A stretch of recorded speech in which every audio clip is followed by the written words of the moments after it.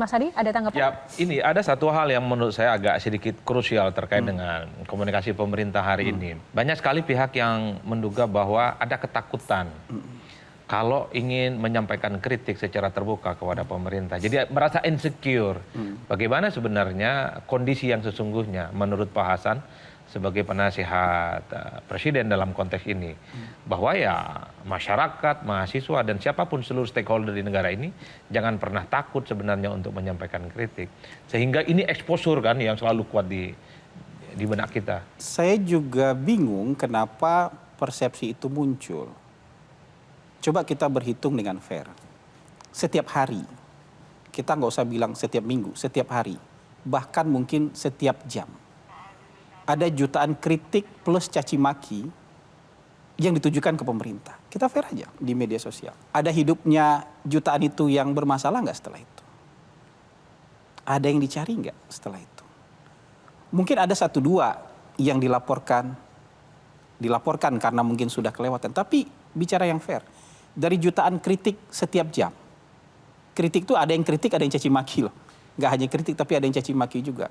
Ada yang kemudian dicari semuanya enggak? Sebagian besar besoknya atau jam berikutnya masih bebas untuk mengkritik dan mencaci maki lagi. Jadi kalau ada ketakutan seperti itu, justru buat saya agak mengherankan loh. Tiap hari ada kritik dan caci maki loh. Jangankan itu, nih di grup RT saya, nanti saya kasih lihat. Di grup RT saya, tetangga depan rumah saya sampai rumah saya itu maki-maki saya di grup RT. Tapi saya diamkan aja. Maki-maki saya kok, gitu di grup RT. Dan nggak ada takut, orang rumahnya depan-depanan. Kalau ngomong langsung sih nggak pernah, tapi kalau di grup RT, maki-maki saya tuh. Dia nonton ya nanti? Nonton di hari ini nih. Kalau bisa nanti dipotong dia. Maki-maki tapi saya diamkan. Jadi artinya ketakutan itu sering diomongkan, tapi mereka nggak alami kok. Seolah-olah kritik dan caci maki itu barang yang sama. Hari ini ada anggapan bahwa itu barang yang sama.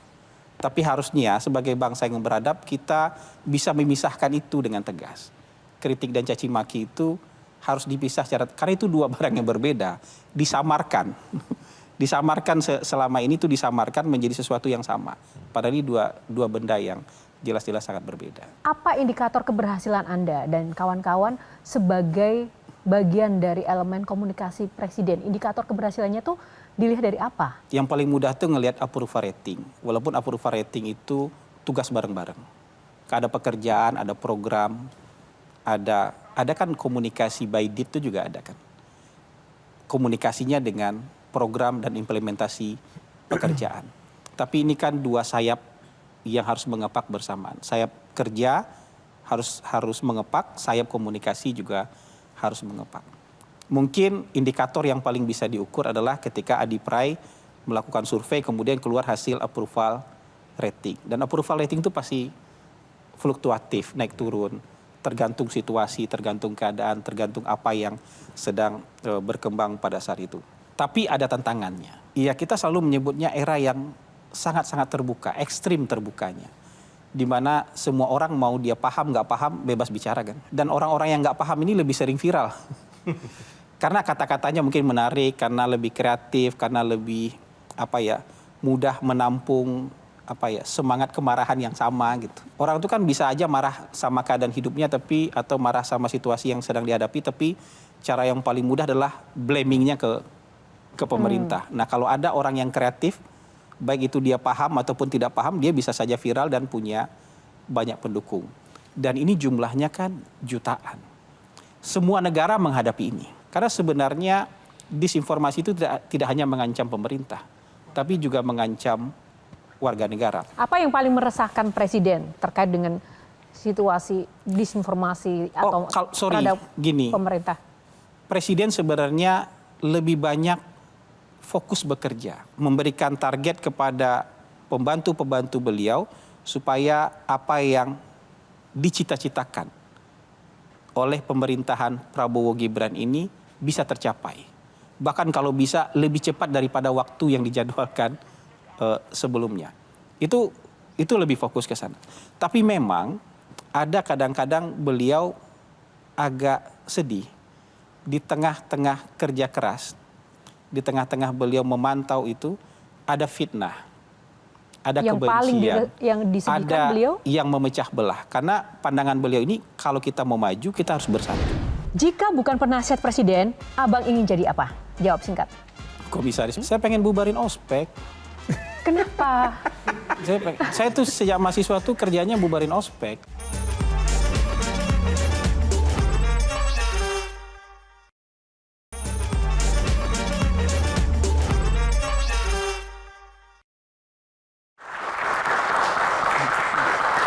Baik, terima kasih masih bersama Q&A pemirsa. Sebelum saya kembalikan pertanyaan-pertanyaan kepada panelis, saya ingin bertanya dulu kepada Bang Hasan Nasbi. Mohon dijawab ini Bang, pertanyaannya jika aku menjadi.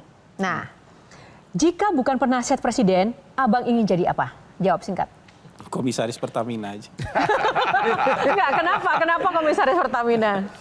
Itu ada hal yang baru yang saya excited sekali di situ. Belajar tentang migas itu buat saya sangat excited di situ. Passion ya? Passion. Cita-cita Abang apa sih dari kecil sebenarnya?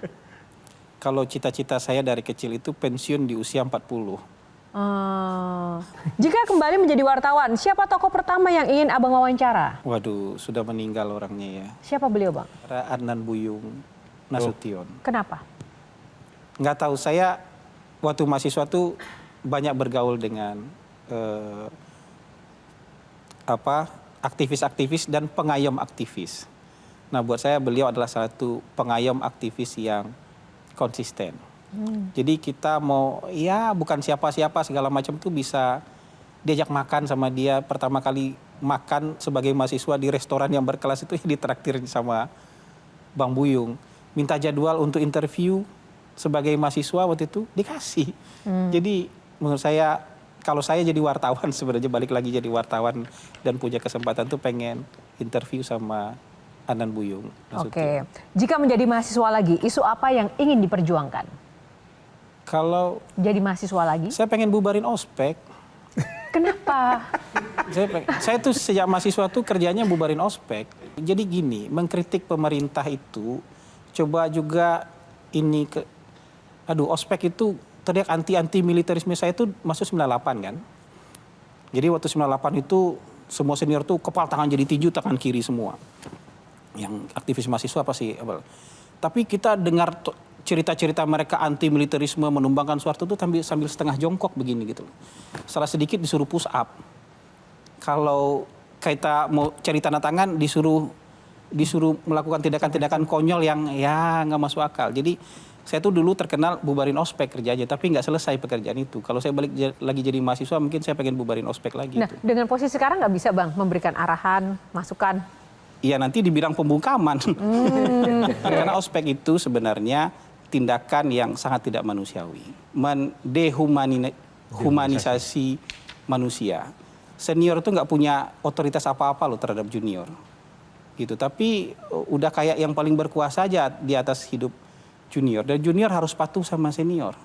Ada daerah-daerah trauma ya? Iya, daerah-daerah trauma banget ya? Ada trauma Bang? Saya nggak trauma, tapi saya sudah melawannya sejak saya di ospek gitu loh. Tapi kan ini perjuangan pribadi, harusnya ini perjuangan bersama perjuangan kolektif. Menurut Kalau saya Abang, balik lagi masih banyak yang setuju dengan ospek itu ada? Masih banyak. Hari ini juga ospek masih ada, pelonco-pelonco itu juga masih ada kok. Namanya beda-beda, diperhalus namanya, dipercantik namanya, tapi esensinya masih ospek kok gitu. Oke, Gitu. baik. Jika menjadi netizen selama sehari, apa yang ingin dikomentari? Agak susah ini. Jadi saya itu agak kasihan ngelihat anak-anak yang over dieksploitasi oleh orang tua di media sosial. Entah itu pencapaian bagus sebenarnya, atau entah itu ya apalah kelucu-lucuan atau apa, tapi ada yang over eksploitasi.